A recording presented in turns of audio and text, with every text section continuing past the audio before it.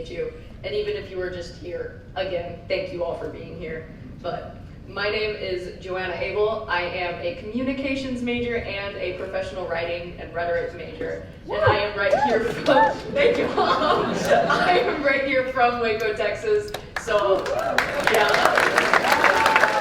I've gotten to see all of this progress through the years. So it's very encouraging, very amazing to see all of you guys surrounded together here tonight. In my faith tradition, well, I'll start with this. When I hear the phrase, a future where all are neighbors, I don't imagine something entirely new. I imagine something I think we have all forgotten how to see and forgotten how to use. In my faith tradition, I did grow up throughout several churches, but all within the Christian faith. There's a foundational idea that God is not distant and God is not confined to a single place. God is present, fully, consistently, and intimately. And if God is truly omnipresent, then that presence doesn't stop within the church walls or sacred text. It extends into the ordinary, the overlooked, and most importantly, the people around us. And I believe that truly changes what it means to love your neighbor. Because if God is present in all of us and in every facet of the world, then loving your neighbor is not just an act of kindness. It's an act of reverence. It's a recognition of something sacred standing right in front of you. I want you to take a minute, look around the room, look at just all of the people here, because there's a line in Victor Hugo's novel Les Mis and the musical of the same name.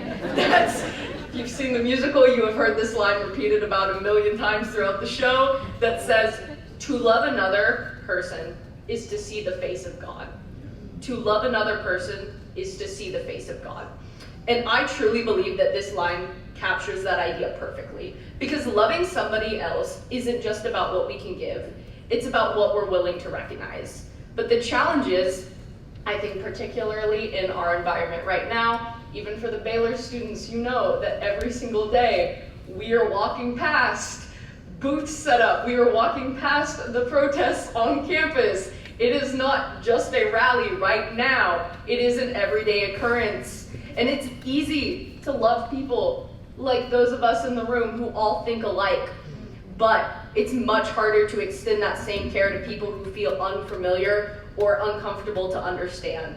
Yet those are often the people that we are called to see most clearly. Again, this sentiment has been echoed throughout the night. But we are not just called to love our neighbors, we are called to love our enemies. And that means seeing our enemies as neighbors. A future where we are all neighbors doesn't mean we suddenly erase our differences. It means that we learn how to look at those differences without losing sight of each other's dignity, even when our own dignity is not being recognized. Thank you. For me, that starts with a shift in perspective. What if instead of asking, what separates me from this person, we asked instead, what does it mean that God's presence is here too? That question changes how we speak. It changes how we listen. It changes whether we choose to walk past someone, whether I speed walk away from the booth, or if I am willing to walk towards them. Because loving your neighbor isn't just about the big dramatic acts. It's about the small daily decisions to recognize worth, extend patience, or even just to offer your presence. And maybe that's what this future really looks like. Not a distant ideal, but a series of moments where we choose to treat each other as if there is something sacred at stake. Because there is. God is always present, and it's an act of worship and reverence. Because if God is truly in all of us, then it is. Every act of love is an act of loving God.